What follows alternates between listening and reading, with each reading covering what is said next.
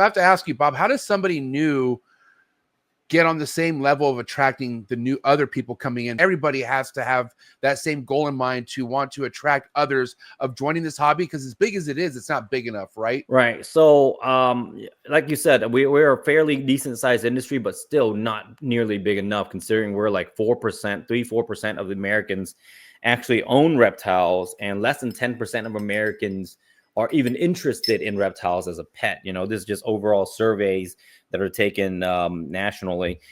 So when you're talking about, like, if this market was to open up to where 10% of the US population owned reptiles, or 15%, it would be mind-blowing. Imagine doubling or tripling our actual industry. And the only way to do that is through current keepers and shows and YouTubers and all that being good ambassadors for the industry. When people talk about being a good ambassador for any industry, talking about with sports, with TV, anything like that, is how you present yourself. I think Miguel does an amazing job. Justin, obviously, being the head of our industry, ball python industry. I'm not talking about reptile industry, but ball python industry, having a guy like Justin and Miguel and Ozzy, those family-oriented individuals that are well-spoken, be the lead of the industry. As I look at ratings, I think ratings kind of paint a good picture as far as who you're purchasing from. And I'm very blown away with your ratings, but this didn't happen overnight with you, Bob. I know you've been very passionate, not only by the reptiles, but building your community. And I have to ask you, where did you feel comfortable, like, starting to establish a community of people who supported you? We've been doing this since 2016 full time, but even before that, I have a great community in Georgia. And the way you build that community is you find like-minded people wherever you are, Alabama, Texas, wherever. There are so many keepers in each one of these states. You can find like-minded people near you, and just get together, man. I'll be honest. I just texted Daniel earlier to try to do lunch on Saturday. I'm meeting with Jason Kittinger Saturday night for dinner, and then he's actually going to stay at my house.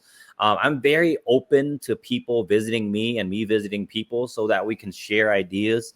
At the end of the day, I'm open to the fact that I am new to everything we do, because, again, yes, I've been doing this for 15 years, but there's so many new secrets or small things that other people do that I can learn from. So even when Jason Kittinger comes over here, I'm going to be picking his brain about all the projects and his systems. I had DPR, Antoine and his and Emily here visit this week. Yeah. They were here for 3 days, and the whole time we talked about a lot of systems, how we're tracking things. Genetics is important, ball pythons, but we probably talked about that for maybe 20, 30 minutes. The rest of the time was about systems and how we do our business. And a lot of times I can learn so much from especially newer people, because they have a new outlook on the industry. So I can see these new ideas, because a lot of, one of the things we talked about was guys will tell you, I've been doing this for 30 years. I'm like, yeah, that doesn't mean you did it right. Doing it for 30 years doesn't mean you did it right. So a lot of even these new guys with their new ideas, I like to, implement those. I visit Justin almost quarterly, maybe sometimes every 6 months, because I will go walk around and steal new ideas from his building. I'm like, oh, he's doing this. Okay, I like that. So I'm going to go home and implement it.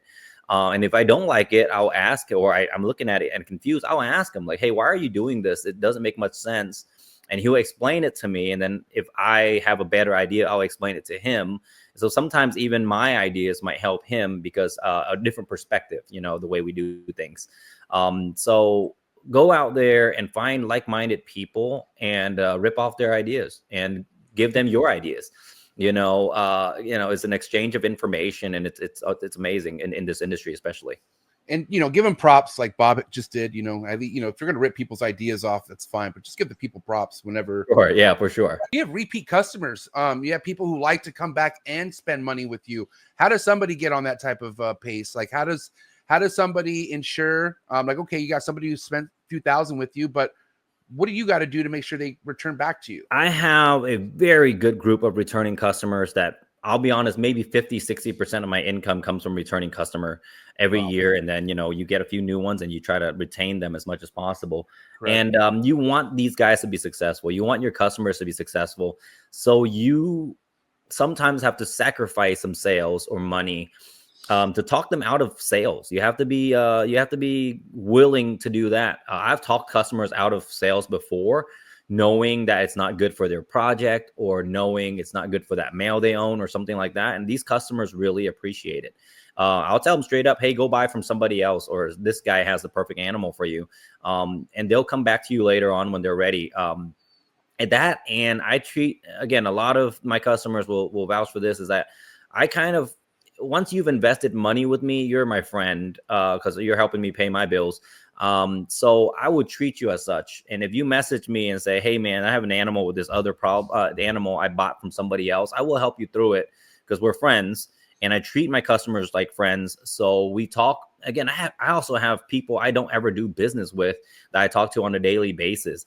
I think I bought my first animal from Chad Holker this year in Tinley. That's the first money I've spent with Chad in the 10 years we've known each other. And we've been friends for 10 years. And I just bought my first animal from him in Tinley in October. And again, it's okay. I have a lot of reptile friends we talk to regularly. I don't have to make money off of you to be your friend. I don't have to make money off of you to give you advice. And I think that goes a long ways for our business. People come back because they know I will help them. Even if they've only spent $200 with me, I can still walk you through a breeding process no matter what. You have people who are finally producing some nice stuff and they're able to go to MorphMarket. But, doing that can be intimidating sometimes. So that's a very difficult part, is especially when you're producing something new. I'm watching some of these newer guys produce amazing stuff. And I'm like, who the hell is this guy? And they're producing things I've never seen before. I've never even seen Justin produce this before or whatever. So pricing is difficult. You try to stay in the middle, right? You kind of just like, okay, I added one extra gene. I don't see this animal available. Now, the problem is who's going to buy from you considering no one knows who you are?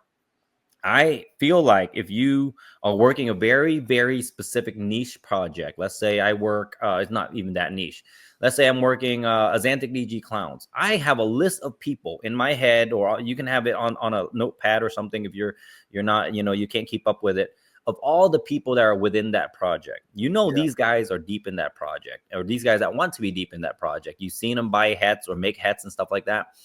Now you have a list of potential customers you can reach out to. I produce animals where I know there's going to be 20 guys interested before the animal hatches. There's so many different ways to market certain animals. Like Nixon said, yes, the animals will speak for themselves. But the networking is so important, right? You got to get familiar with the people that are playing in that game, right? For you, all the chondro guys. Right? If you're a heavy chondro player, those guys. So when you're hatching your best chondro clutch, you can just send pictures and pretty much get half the clutch sold, So I think in that aspect, having that market, having that group of people that you already know for each specific project will help you get a leg up on the game. And you don't want to be too outrageous either, right? Because I had a conversation with Kittinger yesterday where he had one animal priced here and then this animal with one gene more, but it's an OD version, but he had it priced at 2.5 times the price. And I'm like, so why? So I'm trying to pick his brain. Why did you do this? And he goes, well, it looks a lot better, but I was like, okay, it looks a lot better because it's one more gene, but then you're adding one gene that's like a $50 gene for an extra $3,000. And then we kind of can talk it through and go, oh, okay, so we shouldn't, because the animal's been sitting on MorphMarket forever. So we're adjusting the price. Right. So if you can have a community that you can talk with, I have trusted guys, Dave Levinson, you know Dave very well. Yeah. I'll ask Dave, I'll ask Chad, I'll ask Will Morose, stuff like that on pricing a lot. Somebody out there who's been a part of MorphMarket for a while and just isn't selling. I mean, you and I have a strong sales background and we all know slumps happen and whatnot. But what should someone really be looking at if they have cool stuff, but they just aren't selling it and they don't know why they aren't selling? So I understand with the market the way it is, right? If you go on MorphMarket right now, there's 30-something thousand ball pythons. Me and Darian go back and forth with this almost on a daily basis about how we can help people improve sales. Again, he takes it upon himself as his job to help people make sales, when in reality, he provides the platform. It's up to us to close it. I understand that. Trying to get more people to log on to MorphMarket to buy things. You have to understand, especially right this month, these next few months are going to be the most difficult months for any ball python breeder. And that's every year. That's not, the next few months of 2024, 25. No, every year when we hit December, January, February, those are some of the most difficult months to sell animals. And we have to see why, right? People are spending all their Christmas money on Christmas. And then there's about 30 states you can't ship to. If you're in Minnesota right now, I am not shipping your animals. Right. So a lot of those people don't want to buy snakes and then wait 3 months, 2 months for things to warm up. I have a snake from Canada that I've already paid for, but I'm going to be sitting for the next 4 months waiting for it. So, but for someone like me as a breeder, I don't care. For 4 months, that animal's going to get fat, and then I'll get it. It's almost breeding size male. But for your average pet person paying $500 to $800 animal, they want it tomorrow. They pay for a snake Tuesday. They want it to receive it on Wednesday. You know, that's how people are. And we have to acknowledge, we have to accept that. The moment you accept that, when we're in the pet trade, someone pays for a snake, they want it tomorrow. I'm the same way, man. I buy shoes. I want them shoes to be delivered, you know? So again, I understand it's animals, it's different. As a non-investment animal, you want it soon. You want a pet. So the next few months are a little bit difficult. And then but the good news is we hit February, March, April, May. Those are your best sales months. However, you don't have a lot of inventory, so it's understandable. But when those tax money hit, man, you blast as many posts as you can. You post as many new pictures and videos on MorphMarket as you can. Those tax dollars hit, that's when our sales will increase.